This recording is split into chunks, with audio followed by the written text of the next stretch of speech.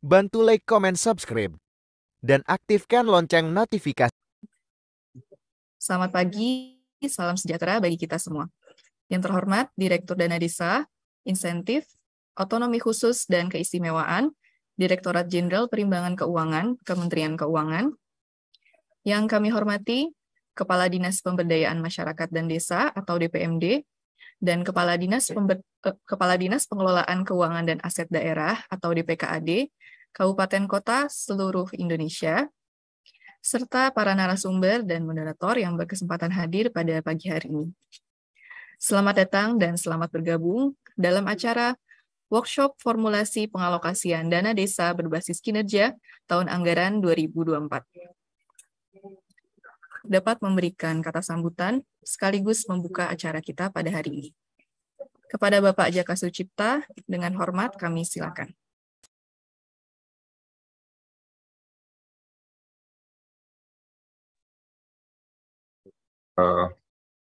Tes, suara saya kedengaran ya, Mbak Tina ya? Kedengaran, Pak. Baik. Baik, Assalamualaikum warahmatullahi wabarakatuh. Tamu budaya, Rahayu. Bapak Ibu sekalian, puji syukur marilah kita panjatkan kehadirat Allah Subhanahu wa taala, Tuhan yang Maha Esa, karena berkat limpahan nikmatlah kita pada hari ini bisa bertemu melalui virtual, melalui Zoom meeting dalam rangka untuk melakukan workshop penghitungan alokasi dana desa. Bapak Ibu sekalian, terima kasih telah menghadiri undangan kami kepada Bapak Lutfi Latif, Direktur Fasilitasi Pemanfaatan Dana Desa Kementerian Desa PDTT, kemudian Ibu selaku narasumber, kemudian narasumber berikutnya nanti adalah Ibu Ira, Kasubdit Fasilitasi Pengelolaan Keuangan Desa Kemendagri, kemudian terima kasih juga kami ucapkan kepada Bapak Ahmad Basori, Kepala Subdirektorat Pengawasan Akuntabilitas Keuangan, Pembangunan dan Tata Kelola Pemerintah Desa Wilayah 2, dan kemudian yang saya hormati juga para Kepala DPAKD, BPMD yang hadir pada kesempatan hari ini. Ke Bapak Ibu sekalian, dana desa, alokasi dana desa dari tahun ke tahun terus meningkat gitu ya. Jadi peningkatannya cukup signifikan. Dari tahun 2015 kita cuma mengalokasikan sekitar 20 triliun. Nah, kemudian di tahun 2023 ini sudah mencapai 70 triliun. Nah, semoga ini terus naik. Meskipun sebenarnya juga kenaikan ini juga diikuti dengan kenaikan jumlah desa. Nah, kenapa ini juga harus menjadi perhatian? Karena tentu nanti alokasi per desanya itu juga menjadi tidak besar, tidak signifikan. Nah, saat ini alokasi per desa mencapai 900 rata-rata, 931 miliar. Nah, ini dari dana desa saja, belum dari sumber-sumber lain, sehingga desa ini saat ini sudah mendapatkan alokasi yang banyak, pendapatan yang banyak, kira-kira rata-rata di atas 1 miliar, kira-kira seperti itu. Nah, ini tentu menjadi tantangan tersendiri bagaimana kemudian kita mengalokasikan dana ke 74.000, bahkan nanti tahun 2004 ini mencapai 74.000, 75.000 desa, 75.260 desa. Dan ini menjadi tantangan tersendiri, terutama nanti terkait dengan datanya, Bapak Ibu sekalian. Nah, Bapak Ibu sekalian, jadi sesuai dengan PMK 201 bahwa dana desa itu dialokasikan berdasarkan formula pengalokasian, itu ada alokasi dasar, kemudian alokasi afirmasi, alokasi kinerja, dan alokasi formula sendiri. Nah, tentu formula ini semakin tahun harus semakin baik gitu ya, baik indikatornya dan sebagainya, supaya kemudian memang dana desa ini juga tidak hanya mencerminkan pemerataan, namun juga mencerminkan kinerja daerah itu sendiri, kinerja desa itu sendiri. Makanya kemudian kita mempunyai salah satu formulanya adalah alokasi kinerja. Nah, alokasi kinerja ini dalam menilainya kami tentu tidak sendiri gitu ya. Jadi melibatkan Bapak Ibu sekalian di daerah. Jadi selain kami di pemerintah pusat, penilaian kinerja ini kami meminta Bapak Ibu sekalian untuk melakukan penilaian kira-kira seperti itu. Karena apa? Karena memang tentu secara geografis, secara kewilayahan Bapak Ibu yang lebih dekat, yang lebih mengetahui bagaimana kinerja daerah, kinerja desanya, kira-kira seperti itu. Nah, tentu kami di pemerintah pusat penilaiannya adalah berdasarkan laporan yang Bapak Ibu sampaikan dan sebagainya. Nah, kemudian nanti Bapak Ibu juga akan bisa melakukan penilaian berdasarkan indikator-indikator tertentu, seperti itu. Nah, kriteria kinerja yang akan dinilai oleh pemerintah daerah kebetulan terdiri atas kinerja umum, ya ini kinerja tidak terindikasinya penyalahgunaan dana desa, baik oleh perangkat desa maupun kepala desa. Kemudian ada juga indikator tambahan. Jadi kurang lebih ada 5 indikator indikator tambahan, kemudian ada juga indikator opsional. Nanti semuanya akan dijelaskan oleh para pendamping atau para mentor di forum workshop ini sesuai dengan kelasnya masing-masing. Nah, Bapak Ibu sekalian, untuk sesuai kebijakan dana desa, kebijakan pengalokasian dana desa, selain penilaian kinerja, kami juga mengalokasikan dana desa yang sifatnya tambahan, yang sebenarnya hampir mirip-mirip penilaian kinerja. Nah, dana desa tambahan itu untuk tahun 2023 ini sekitar 2 triliun, dan ini nanti juga akan berlaku untuk 2024, namun besarannya juga sangat bervariasi, sangat menentukan nanti tergantung pembahasan di APBN. Poinnya adalah bahwa desa itu akan dinilai kinerjanya, baik di tahun baik untuk pengalokasian tahun perencanaan maupun tahun berjalan. Nah, kemudian maka silakan didorong desa di wilayah Bapak Ibu sekalian berlomba-lomba untuk meningkatkan kinerjanya, terutama untuk terkait dengan penyampaian data. Karena penilaian kinerja tentu tidak akan bisa dilakukan kalau tidak ada data.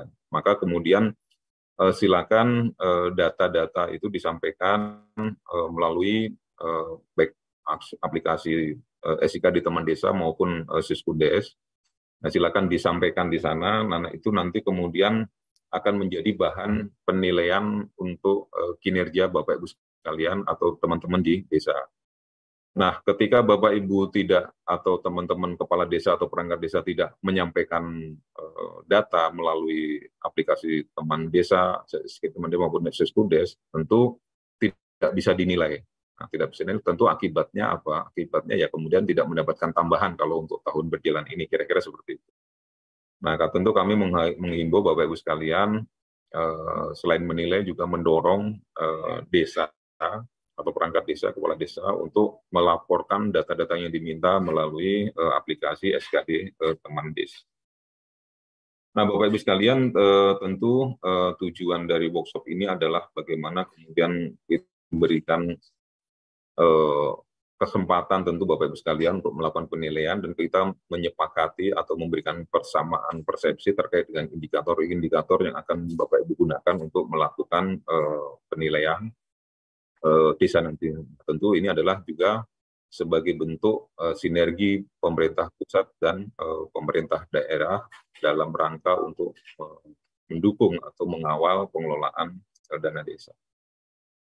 Nah, tentu output yang diharapkan dari kegiatan ini adalah tersedianya indikator kinerja tambahan untuk tahun 2024. Nah, kemudian juga untuk nanti pengalokasian di tahun 2024 tahun perencanaan maupun alokasi tambahan untuk tahun 2023 ini. Nah, tentu Bapak Ibu sekalian sekali lagi untuk khusus untuk tambahan gitu ya, untuk tahun tambahan 2023 karena memang ini waktunya sudah mendekat. Kami harapkan nanti ini kira-kira bisa terutama data itu bisa didorong daerah desa untuk segera menyampaikan data-data.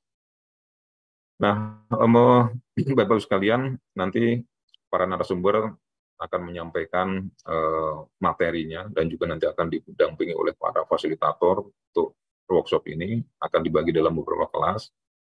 Nah, sekali lagi nanti silakan diikuti apabila dalam ada hal-hal yang kurang jelas bisa diperdalam baik dengan para narasumber maupun dengan para fasilitator.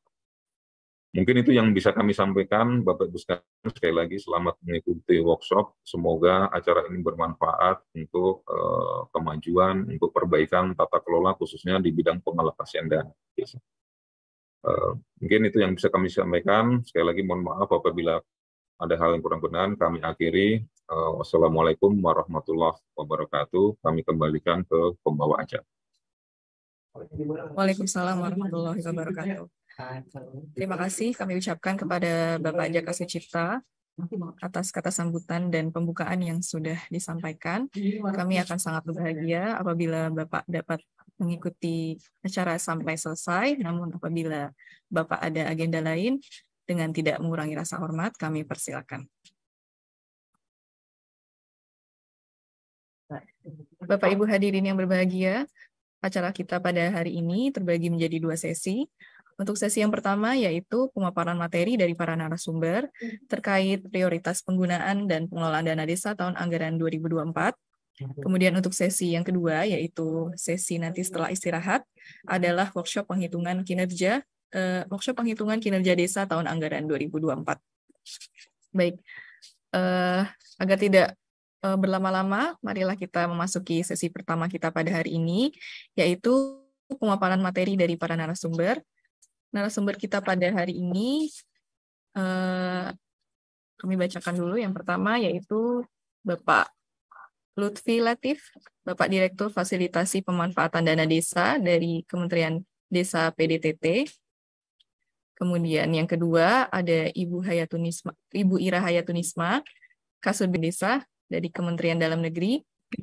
Kemudian yang ketiga ada Bapak Ahmad Basori, Kepala Subdirektorat Pengawasan Akuntabilitas Keuangan, Pembangunan, dan Tata Kelola Pemerintahan Desa Wilayah 2, BPKP.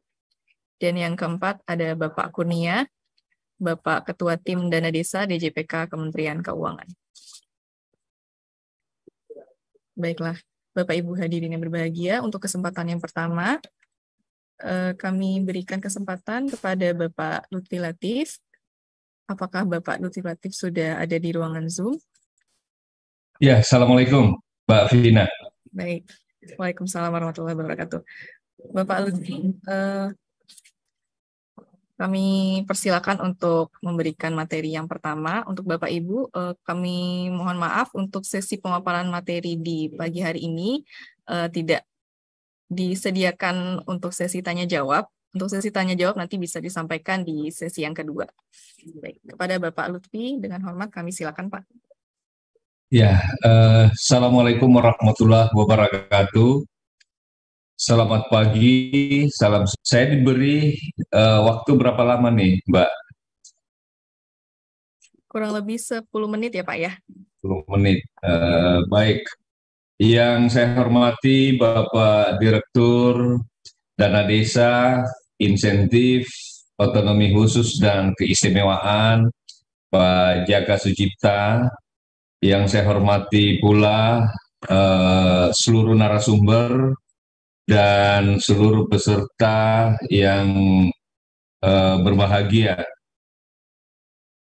Kalau kita menyimak Undang-Undang Desa, Undang-Undang Nomor 6 Tahun 2014, di situ disampaikan bahwa desa ini adalah satuan pemerintahan terkecil yang mempunyai kekuasaan otonom.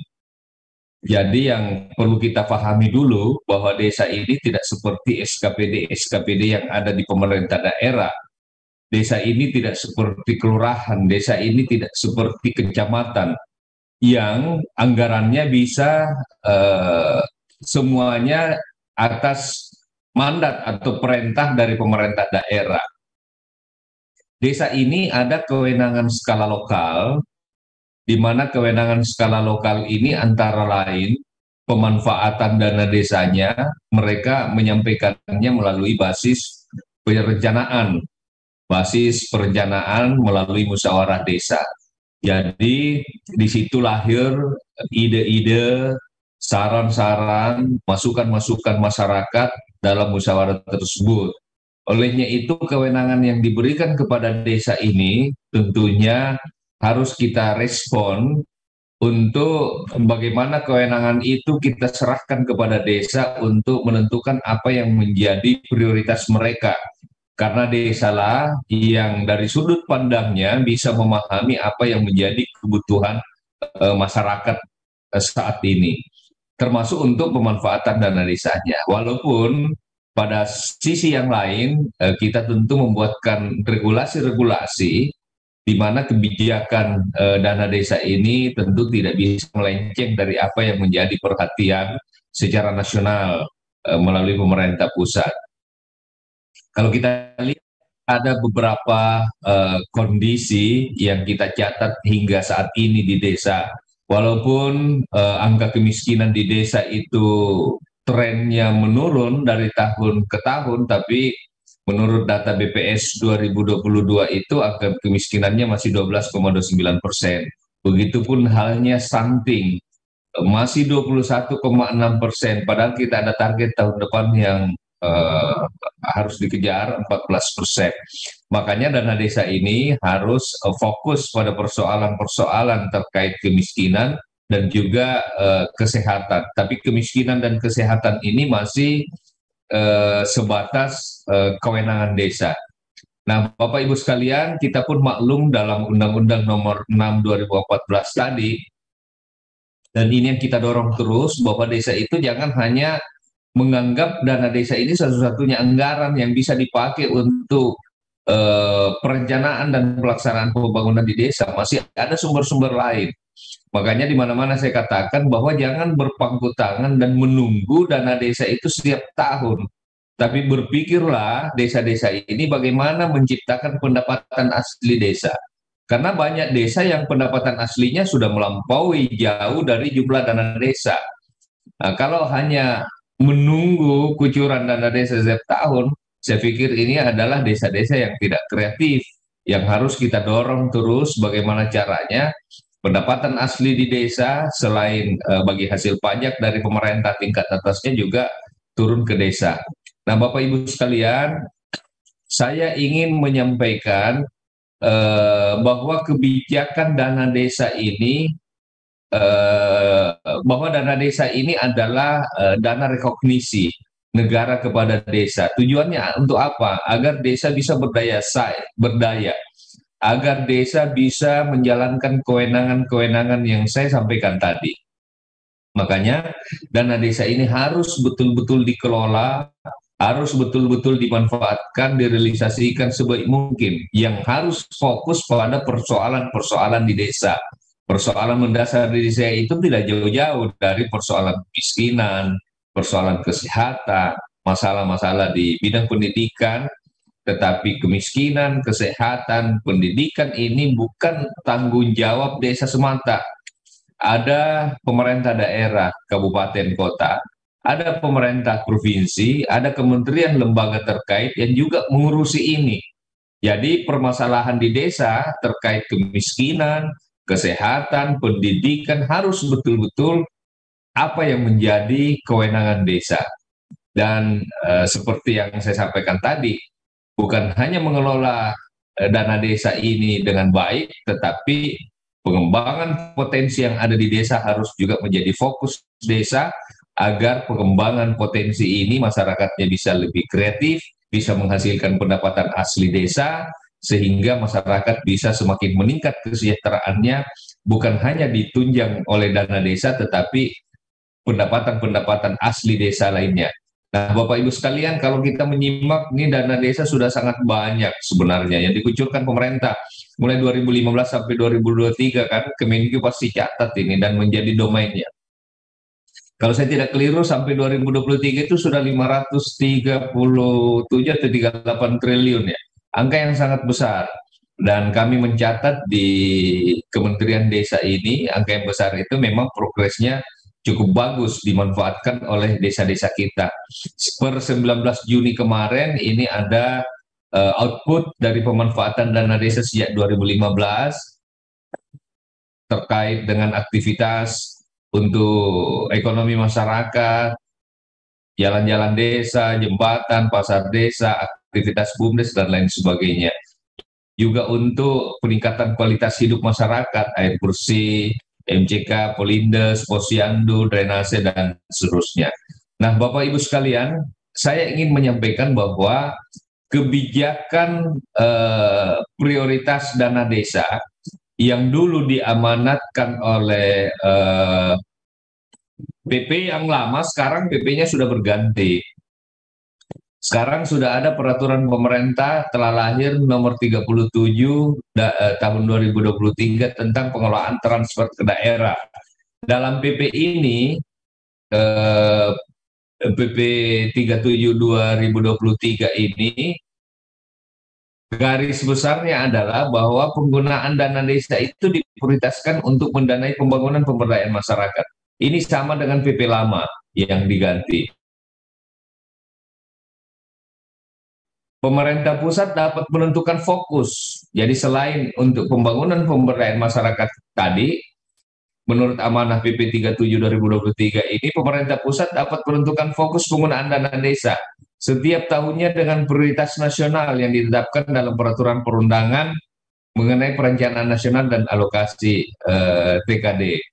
Kemudian di ayat ketiganya, rincian prioritas penggunaan dana desa ini disertai dengan petunjuk operasional yang ditetapkan dengan peraturan menteri yang menyelenggarakan urusan pemerintahan di bidang desa, pembangunan daerah tertinggal, dan transmigrasi. Artinya, di ayat ini Menteri Desa diberikan mandat untuk menyampaikan petunjuk operasional dengan menerbitkan Permendes.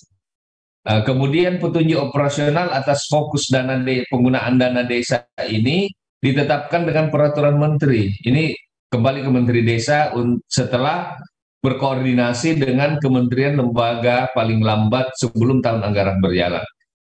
Jadi walaupun amanah peraturan pemerintah ini paling lambat sebelum tahun anggaran berjalan, tetapi kami harus memperhatikan apa yang menjadi masukan, apa yang menjadi aspirasi teman-teman yang ada di desa selama ini, yang selalu meminta kalau kami harus mengambil ayat 4 ini sebelum tahun anggaran berjalan, petunjuk operasional kita terbitkan di tanggal 30 atau 31 Desember pun itu sah-sah saja dan tidak melanggar peraturan pemerintah ini. Tetapi harus kami sadari bahwa ada desa, ada 75.000 desa se-Indonesia ini yang juga membutuhkan ini segera agar tidak menjadi perencanaan pembangunan di desa itu dilaksanakan dengan waktu yang mepet. Walaupun menurut PP yang lama itu 3 bulan paling lambat sebelum tahun anggaran berjalan, tetapi kami tetap mengupayakan petunjuk operasional ini juga harus lebih cepat. Karena dengan lebih cepat kami share, kami terbitkan, nanti desa-desa akan juga mempunyai waktu yang cukup untuk mendiskusikan dengan melibatkan seluruh komponen atau stakeholder yang ada di level desa. Nah, Bapak Ibu sekalian, untuk tahun 2024 nanti kami sudah membuat rancangannya. Ini tahap finalisasi, mudah-mudahan paling lambat di akhir September nanti prioritas penggunaan dana desa 2024 ini sudah terbit melalui Permen.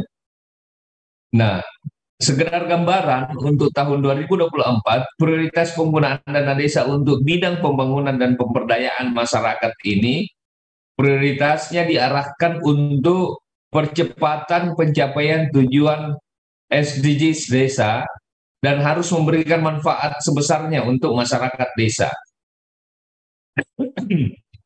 Jadi, mohon maaf Bapak Ibu sekalian, prioritasnya ini masih tidak jauh beda dengan apa yang menjadi prioritas di tahun 2023. Kenapa? Karena kondisi desa kita pada tahun 2024 masih kurang lebih sama dengan kondisi di 2023 ini, sehingga apa yang menjadi prioritas, dan ini kita sudah melibatkan berbagai kementerian lembaga terkait untuk ikut mendiskusikan, memberikan masukan, memberikan saran. Jadi pertama adalah masih sekitar peningkatan kesejahteraan masyarakat desa. Ini muatannya atau isinya bisa pendirian, pengembangan, peningkatan kapasitas pengelola BUMDes atau BUMDes bersama. Peningkatan kapasitas pengelola BUMDes. Contohnya ada BUMDes yang mengelola yang punya potensi di desanya singkong misalnya.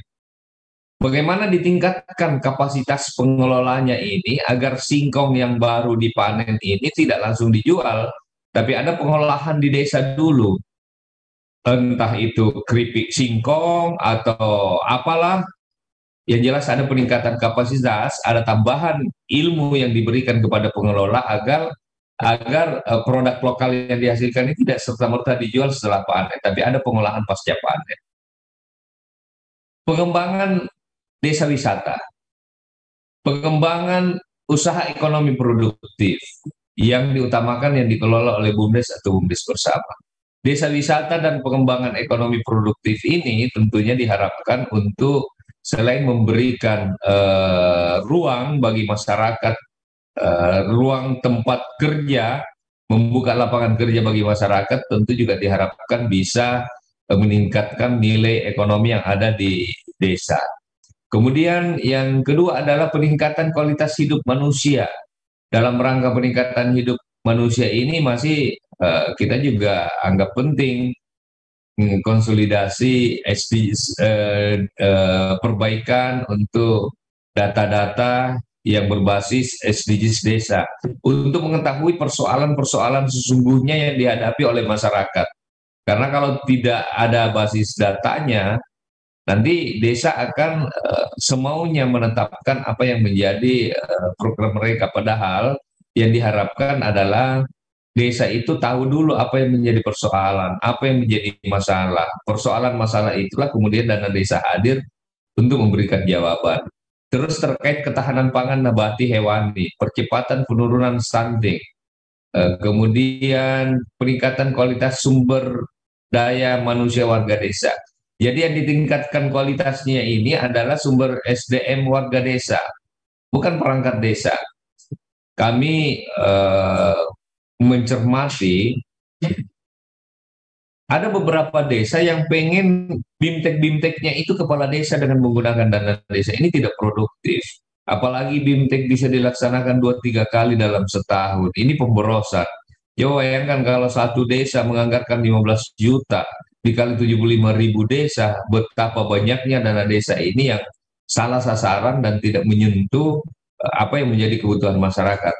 Kenapa saya katakan ini? Karena juga banyak desa, ada beberapa desa yang dikoordinir oleh kabupatennya, dinas BMD-nya untuk melakukan BIMTEK-BIMTEK. Tapi BIMTEK-nya ini ya kalau nggak di Bali, di Lombok, di Labuan Bajo, ini sebenarnya bukan BIMTEK, tapi ini adalah piknik terselubung yang memanfaatkan dana desa. Kita tidak menghendaki ini. Makanya Kementerian Desa konsisten untuk selalu mengedukasi kepala desa agar dana desa ini tidak dipakai untuk BIMTEK-BIMTEK. Peningkatan kapasitas untuk kepala desa bisa Kementerian Desa lakukan melalui Zoom meeting. Ada kanal-kanal resmi yang disiapkan oleh Kementerian Desa untuk mengedukasi kepala-kepala desa terkait dengan regulasi-regulasi atau kebijakan-kebijakan yang ada. Ada pendamping-pendamping desa yang diharapkan bisa memberikan pencerahan-pencerahan terkait regulasi ataupun kebijakan-kebijakan yang ada tadi. Nah, Bapak Ibu, kemudian keterlibatan masyarakat untuk pembangunan pemberdayaan, perluasan akses layanan kesehatan, penyediaan listrik desa sesuai kewenangan desa, mitigasi penanganan bencana alam, non-alam, dan juga penanggulangan kemiskinan, terutama kemiskinan ekstrim. Ini masih kita catat sebagai rancangan prioritas untuk tahun 2024. Kemudian penanggulangan kemiskinan, terutama percepatan kemiskinan, penghapusan kemiskinan ekstrim, penyediaan infrastruktur termasuk pengentasan kawasan kumuh sesuai dengan kewenangan desa. Nah, Bapak Ibu, kegiatan yang menjadi fokus pemerintah di tahun anggaran berjalan ini dana desa untuk operasional pemerintah desa, kemudian tagging BLT desa untuk pengentasan kemiskinan ekstrim, kemudian tagging untuk ketahanan pangan nabati dan hewani, serta fokus untuk kebijakan penggunaan dana desa lainnya sesuai dengan peraturan perundangan mengenai perencanaan nasional dan alokasi TKD.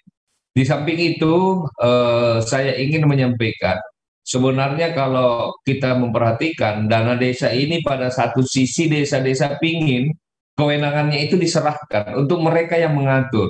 Tetapi kementerian lembaga juga banyak yang mengawal lahirnya Perpres, Inpres, dan kebijakan-kebijakan lain yang secara jelas mandat arahan Presiden untuk dana desa ini diatur dalam Impres dan Perpres serta kebijakan-kebijakan lain seperti yang saya sampaikan tadi. Contohnya, untuk optimalisasi pelaksanaan program jaminan kesehatan nasional itu sudah diterbitkan Impres nomor 1 2022 tentang optimalisasi pelaksanaan program jaminan kesehatan nasional.